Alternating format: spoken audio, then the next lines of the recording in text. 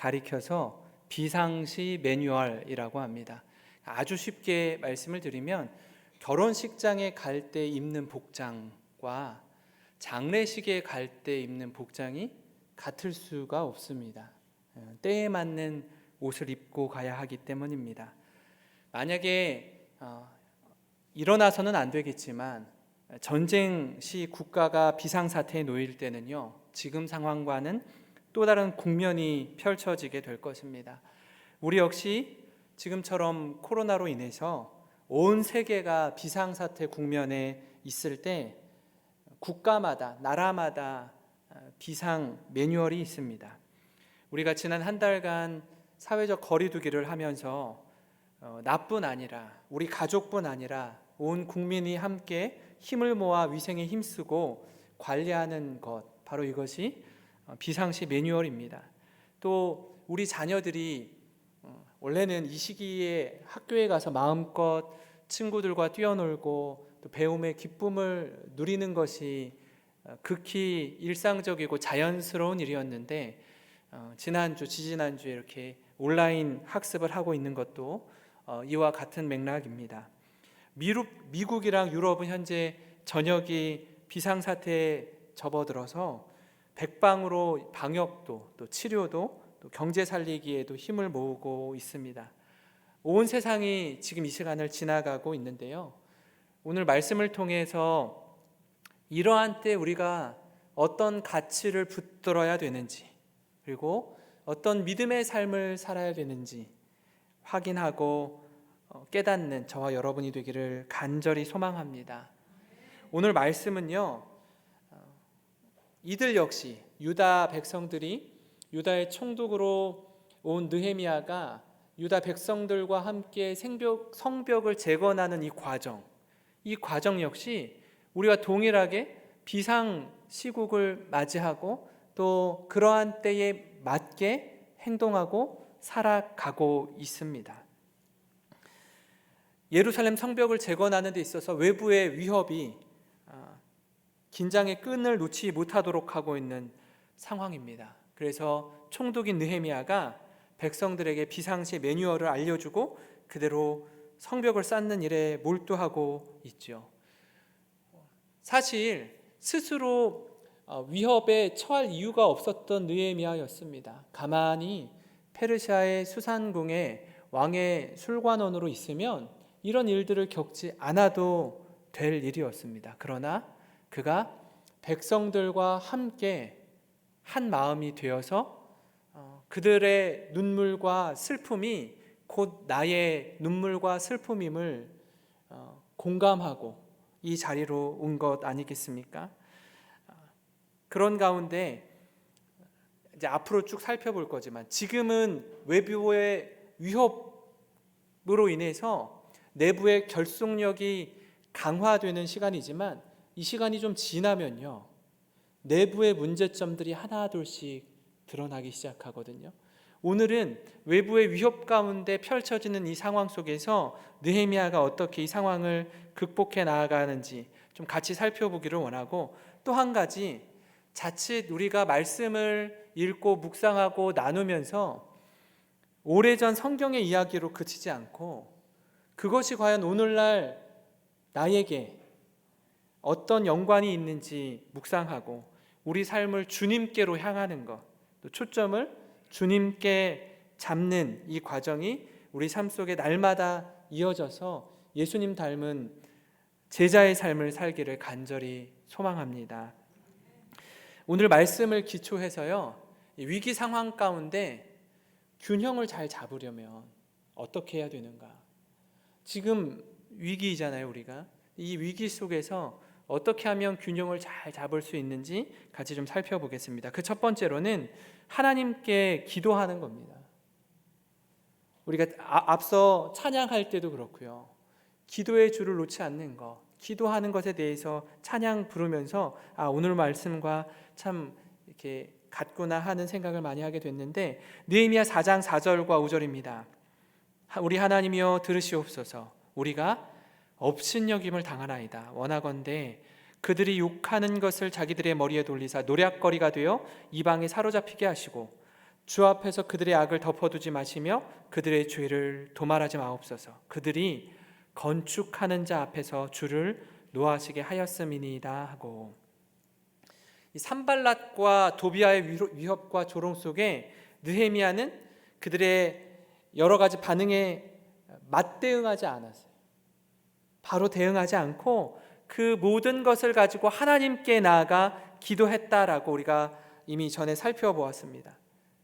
위기 속에서 가장 먼저 해야 될 것은 뭐냐면 기도입니다. 이 사람 저 사람 유력자를 찾아가서 도움을 청하고 부탁하고, 또는 우리의 경험을 살려서 이것저것 다 동원해보고 하다 안 될 때, 그때 마지막에 하나님께 나와 기도하는 것이 아니라 모든 것에 앞서서 가장 먼저 하나님께 무릎 꿇는 저와 여러분이 되기를 간절히 소망합니다. 이와 비슷한 맥락에서 유다 민족이 몰살당할 순간이 있었습니다. 그런 시대적 위기 속에 에스더가 어떻게 이 위기를 극복해 가는지 볼 수 있는데요. 느헤미야도 페르시아의 수산궁에 있었고 에스더도 페르시아의 수산궁에 있었습니다. 시대가 어떻게 다르냐? 에스더가 한 왕을 좀 더 앞섭니다. 에스더는 아하수에로 왕일 때에 왕비로 있었고요. 이 느헤미야는 아닥사스다 왕의 술 맡은 관원으로 있었는데요. 같이 에스더 4장 13절에서 16절 한번 눈으로 따라와 주시고 제가 읽어드리겠습니다. 모르드게가 그를 시켜 에스더에게 회답하되 너는 왕궁에 있으니 모든 유다인 중에 홀로 목숨을 건지리라 생각하지 말라. 이때에 네가 만일 잠잠하여 말이 없으면 유다인은 다른 데로 말미암아 노임과 구원을 얻으려니와 너와 내 아버지 집은 멸망하리라. 네가 왕 후에 자리를 얻은 것이 이때를 위함이 아닌지 누가 알겠느냐 하니 에스더가 모르드게에게 회답하여 이르되 당신은 가서 수산에 있는 유다인을 다 모으고 나를 위하여 금식하되 밤낮 3일을 먹지도 말고 마시지도 마소서. 나도 나의 시녀와 더불어 이렇게 금식한 후에 규례를 어기고 왕에게 나아가리니 죽으면 죽으리다 하니라. 저는요, 이 에스더에게 말한 모르드게의 말 한마디가 가슴을 울리더라고요. 네가 왕후의 자리를 얻은 것이 이때를 위함이 아닌지 누가 알겠느냐. 시대마다 절체절명의 위기 속에 어떤 선택과 결정을 내리는지, 그 결정에 따라서 놀라운 반전을 경험하는 모습을 우리는 성경을 곳곳을 통해서 익히 알고 있습니다. 그저 우리 삶이 나 하나 또는 우리 가족이 잘 되는 것, 높은 자리에 오르고 부귀영화를 누린다고 끝이 아니라 우리가 운명 공동체, 생명 공동체로 다 유기적으로 연결되어 있지 않습니까?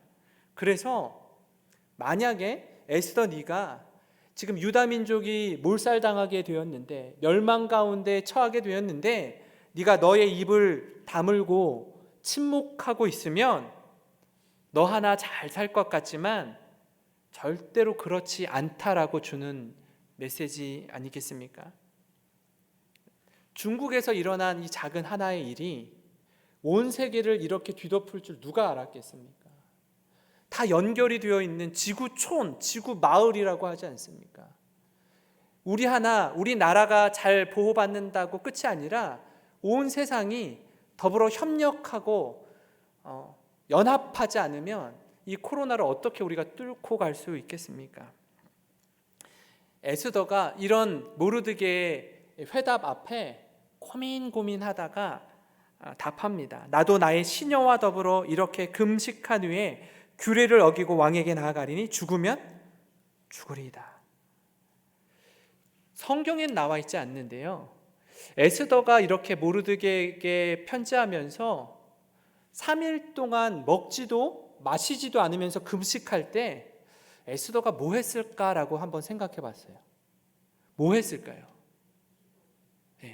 가만히 있진 않았을 거예요. 그냥 굶어서 금식하는 거 있잖아요. 그냥 먹지 않는 거, 억지로 참는 것, 다이어트 하는 것, 이게 아니잖아요. 지금 상황이 얼마나 중대하고 심각한 상황입니까? 이때 아마도 에스더가 하나님 앞에 기도했을 겁니다. 부르짖어 기도했을 겁니다. 그가 금식하고 기도하고 아하수에로 왕에게 나아갔던 것처럼 오늘 읽은 이 느헤미야는요, 하나님께 간절히 기도하고 백성들을 독려하며 사기를 진작시킵니다. 4장 14절인데요. 내가 돌아본 후에 일어나서 귀족들과 민장들과 남은 백성에게 말하기를 너희는 그들을 두려워하지 말고 지극히 크고 두려우신 주를 기억하고 너희 형제와 자녀와 아내와 집을 위하여 싸우라 하였느니라. 그렇게 느헤미야가 기도한 다음에 우리가 두려워해야 할 대상은 지금 눈앞에 보이는 산발랏과 도비아 주변에 있는 강대국들이 아니라 크고 두려우신 하나님이다 라고 말하는 겁니다. 이게 비단 저들에게만 해당되는 말씀입니까? 우리와는 동떨어진 별개의 말씀입니까? 그렇지 않습니다. 우리 역시 고난과 위기의 자리에서 기억해야 할 건 뭐냐면 나보다 나를 더 잘 아시는 하나님께 구하고 엎드리는 것, 그것이 바로 우리 인생의 가장 우선이 되기를 간절히 소망합니다. 그런가 하면 이 위기 상황 속에서 균형을 잡으려면 우리가 처한 이 위기 상황을 현장을 잃지 않는 겁니다. 현장에서 지금 어떤 일이 일어나는지 잘 살펴야 한다라는 거예요. 4장 16절부터 18절입니다. 그때로부터 내수하 사람들의 절반은 일하고 절반은 갑옷을 입고 창과 방패와 활을 가졌고 민장은 유다 족속의 뒤에 있었으며 성을 건축하는 자와 짐을 나르는 자는 다 각각 한 손으로 일을 하며 한 손에는 병기를 잡았는데 건축하는 자는 각각 허리에 칼을 차고 건축하며 나팔 부는 자는 내 곁에 있었느니라. 이런 심각한 위기 상황 속에서 느헤미야가 백성들과 함께 성벽을 재건하는 데 있어서 얼마나 철저하게 아주 주도 면밀하게 적의 공격에 대해서 예루살렘 성을 지키는지 그 모습을 볼 수 있습니다. 한 손으로는 일하고요, 한 손에는 병기를 잡았다는 겁니다. 이런 상황들은요, 사실 일촉즉발의 상황이라고 하는데 누구 하나가 이렇게 서로 경계하고 있다가 활을 쏘거나 창을 던지거나 어떤 돌발 행동을 하면요, 갑작스럽게 엄청난 전쟁이 펼쳐지는 것 아닙니까? 그래서 조심해야 돼요. 경계해야 돼요. 긴장이 흐르는 그런 속에서 성벽을 짓고 있는 것입니다. 좀 더 구체적으로 21절에서 23절은 이렇게 말합니다. 우리가 이같이 공사하는데 무리의 절반은 동틀 때부터 별이 나기까지 창을 잡았으며 그때에 내가 또 백성에게 말하기를 사람마다 그 종자와 함께 예루살렘 안에서 잘지니 우리를 위하여 파수하겠고 낮에는 일하리라 하고 나나 내 형제들이나 종자들이나 나를 따라 파수하는 사람들이나 우리가 다 우리의 옷을 벗지 아니하였으며 물을 기르러 갈 때에도 각각 병기를 잡았느니라. 엄청난 긴장감이 맴도는 이 상황인데요, 조금의 틈도 주지 않고 기회도 주지 않고 꼼꼼히 살핍니다. 느헤미야가 리더로서 이런 일들을 지시하고 명령하고 거기에 모든 백성들이 순종하고 따르는 모습을 보면 이게 어떻게 가능할까? 처음에 느헤미야가 유다로 와서 한 일을 기억합니까? 모두 다 잠들었을 때에 현장을 살피는 일이었습니다. 그죠? 무너진 성벽들을 보고 피폐한 이 현장을 하나하나 조목조목 살핀 일 아니겠습니까? 그렇게 살폈기 때문에 지금 오늘 내가 무엇을 해야 되는지 분명히 알고 있었던 느헤미야였습니다. 사역도 마찬가지고 기업도 그렇고요, 작은 그 사업을 경영하는 분들도 어느 누구도 예외 없이 리더에게 있어서 현장성이 없는 사역은 실패의 지름길입니다. 왜냐하면 그저 책상 위에서 이야기하는 탁상 공론에 그칠 수 있기 때문에 그렇습니다. 목회자인 제가 책상에 앉아서 말씀을 깊이 연구하고 묵상하는 거 너무 중요한 일입니다. 하나님의 말씀을 깊이 연구하고 깨달은 그 말씀을 성도들과 함께 나누는 거, 이거 얼마나 중요한 일입니까? 그런데요, 성도들의 삶이 어떤지, 세상에서 얼마나 치열하게 살아가고 있는지 그 삶을 들여다보지 않고 신방하지 않고 돌아보지 않고 계속해서 그저 책상 앞에 앉아서 말씀만 붙들고 있으면 그저 뜬구름 잡는 식의 말씀을 전할 수밖에 없습니다. 그래서 말씀을 전하는 제가 성도들에게 말씀을 전할 때 말씀을 들으면 무슨 말인지는 알겠는데 성도들에게 있어서 동의가 되지 않는 겁니다. 왜 그렇죠? 삶이 뒷받침되지 않기 때문에 그렇습니다. 목사가 가장 어려운 게 말씀을 전하는 제가 자기도 이대로 살지 못하면서 누구한테 이렇게 살라 저렇게 살라라고 말을 하겠습니까? 그렇게 선포할 때 느끼는 괴리감 아닙니까? 그래서 어떻게 해서든 말씀 앞에 순종하고 고뇌하고 기도하면서 살아내는 몸부림이 목사에게 있어야 되지 않겠습니까? 성도들에게도 내가 경영하고 있는, 내가 회사에서 맡고 있는 이 맡겨주신 사명, 맡겨주신 사역을 감당할 때도 마찬가지 아닙니까? 그냥 앞에서 이렇게 저렇게 시키고 진두지휘하고 어떻게 돌아가는지 현장을 모르면요, 그 괴리감은 이루 말할 수 없는 겁니다. 이렇게 일촉즉발의 긴장 상태에서 전쟁이 나기 직전인 이 상황에서 현장을 모르면 느헤미야가 총독으로서의 리더십을 발휘할 수 없는 것입니다. 그런가 하면 위기 상황에서 균형을 잡아야 되는 세 번째는요, 하나님이 함께 하시고 계시다는 걸 기억하는 겁니다. 이것 놓치지 않으셨으면 좋겠습니다. 4장 20절을 우리 한번 같이 읽어볼까요? 너희는 어디서든지 나팔 소리를 듣거든 그리로 모여서 우리에게로 나아오라. 우리 하나님이 우리를 위하여 싸우시리라 하였느니라. 아멘. 느헤미야는 리더로서, 총독으로서 그가 할 수 있는 최선을 다합니다. 우리가 우리의 힘으로 잘 지켜내자, 그것으로 그치지 않습니다. 그는요, 백성들에게 분명히 선포합니다. 어디서든지 나팔 소리를 듣거든 그리로 모여서 우리에게로 나아오라. 우리 하나님이 우리를 위하여 싸우시리라. 믿습니까? 이 믿음이 우리에게 있었으면 좋겠습니다. 로마서 8장 31절인데요, 너무나 중요한 말씀입니다. 우리 같이 한 목소리를 크게 읽겠습니다. 그런즉 이 일에 대하여 우리가 무슨 말을 하리요? 하나님이 우리를 위하시면 누가 우리를 대적하리요? 아멘. 하나님이 우리를 위하시면 누가 우리를 대적하리요? 이 분명한 믿음의 확신이 있기를 바랍니다. 느헤미야는 이게 분명한 사람이었습니다. 하나님이 우리를 위하시고 우리를 위하여 싸우신다는 분명한 믿음이 있었습니다. 느헤미야 말씀을 묵상하면서 히스기야가 생각났습니다.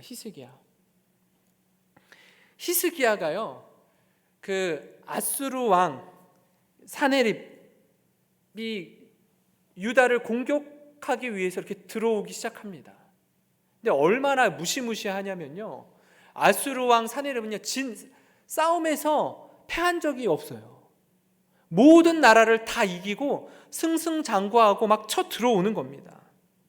얼마나 두렵습니까? 이건 뭐 이제 죽음이 앞에 가로막고 있는 것 아니겠습니까? 그때에 방백들과 용사들과 더불어서 의논하고 앞으로 펼쳐질 전쟁에 대해서 긴밀하게 준비한 다음에 백성들에게 이렇게 말합니다. 너무 멋있더라고요. 역대하 32장 7절 8절인데요. 너희는 마음을 강하게 하며 담대히 하고 아수르 왕과 그를 따르는 온 무리로 말미암아 두려워하지 말며 놀라지 말라. 우리와 함께 하시는 이가 그와 함께하는 자보다 크니 그와 함께하는 자는 육신의 팔이요 우리와 함께하시는 이는 우리의 하나님 여호와시라. 반드시 우리를 도우시고 우리를 대신하여 싸우시리라 하매 백성이 유다 왕 히스기야의 말로 말미암아 안심하니라. 아멘. 얼마나 이 백성들이 안심하겠습니까? 얼마나 힘이 되겠습니까? 이 영적인 지도자, 이스라엘의 지도자들이 어떻게 백성들을 독려하고 그들의 마음을 견고하게 붙드는지 보여주는 말씀 아닙니까? 근데요, 이게 만만치 않아요. 이렇게 백성들의 마음을 안심시키는데도 불구하고 아수르 왕 사네립이 제가 이 말씀을 읽으면서 막 이렇게 거룩한 분노가 일어나더라고요. 야, 세상이 마귀가 우리를 공격하고 우리를 넘어뜨리려고 하는 게 이게 보통이 아니구나. 그냥 이렇게 뭐 좋은 게 좋은 거야. 뭐 우리 한번 마음을 딱 모으자 이러면 다 이기고 이게 아니구나. 어떤 식으로 위협하는지 보냐 하면요. 하나님의 이름을 모욕을 합니다. 역대하 32장 14절 15절인데요. 한번 보시기 바랍니다. 내 조상들이 진멸한 모든 나라에 그 모든 신들 중에 누가 능히 그의 백성을 내 손에서 건져내었기에 너희 하나님이 능히 너희를 내 손에서 건지겠느냐. 그런즉 이와 같이 너희는 히스기야에게 속지 말라.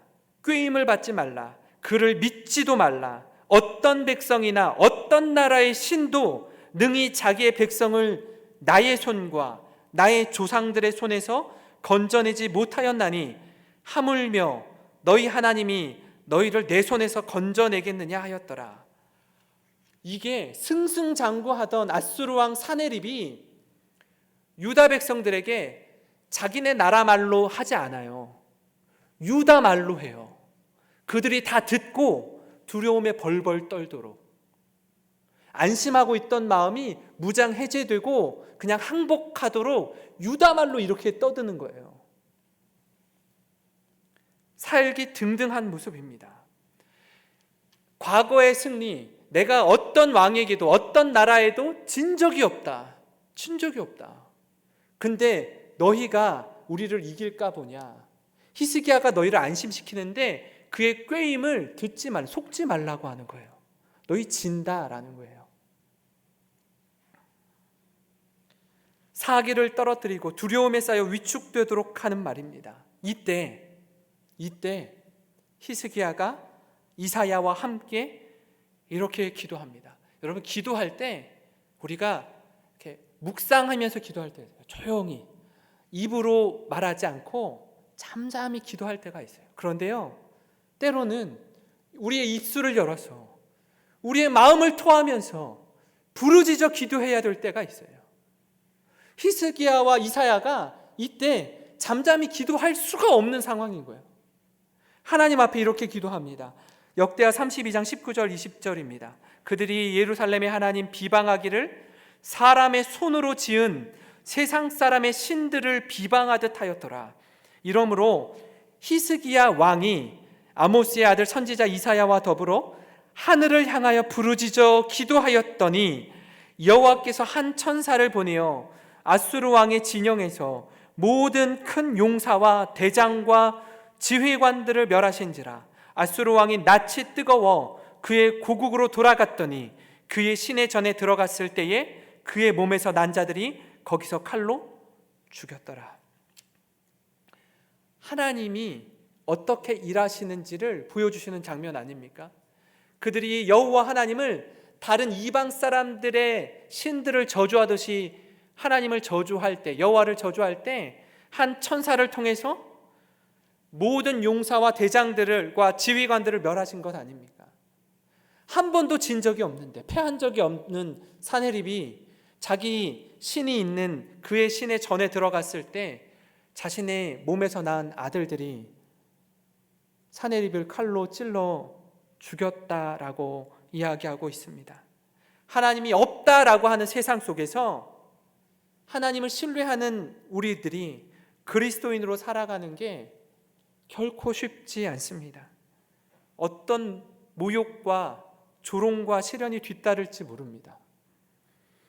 우리가 걸어가는 길이 만만치 않습니다. 더군다나 지금 같은 세상은요, 신천지나 우리나 믿지 않는 사람들의 시선으로 볼 때에는요, 똑같은 거예요. 같이 취급합니다. 그래서 더욱 가슴 아픈 일을 경험하게 됩니다. 바라기는 우리 사랑하는 성도 여러분, 흔들림 없이 믿음의 길을 걸어가는 성도님들이 되시길 주님의 이름으로 축원합니다. 그래서 가장 먼저 뭘 하기 전에 하나님 앞에 무릎 꿇고 기도하고요. 또 하나는 이 시국, 이 상황, 이 현장을 놓치지 않고 지금 세상이 어떻게 돌아가고 있는지, 우리와 함께하고 있는 이웃들이 어떤지, 나 하나 내가 사업하고 경영하는 건 전혀 문제가 없다고요. 내가 다니고 있는 직장은 코로나와 아무런 상관이 없다고요. 이러시면 안 돼요. 같이 아파하고 그 아픔을 공감하고 함께 울어야 함께 웃을 수 있는 날이 오지 않겠습니까? 그런 우리 교회 공동체, 그런 우리 한국 교회가 되기를 주님의 이름으로 간절히 소망합니다. 우리 이 시간 말씀을 묵상하면서 같이 찬양의 자리로 나아갈 텐데요. 하나님